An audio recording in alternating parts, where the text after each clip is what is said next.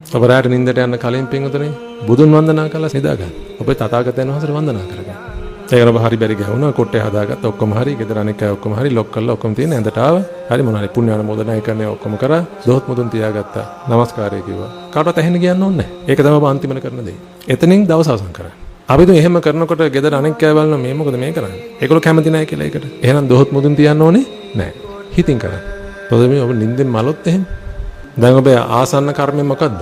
ඔබේ ශාස්ත්‍රඥ වහන්සේට කරපු ඒ ගුණයට දක්වපු වන්දනාව. උදේ අවදිච්ච කම මොකද කරන්නේ?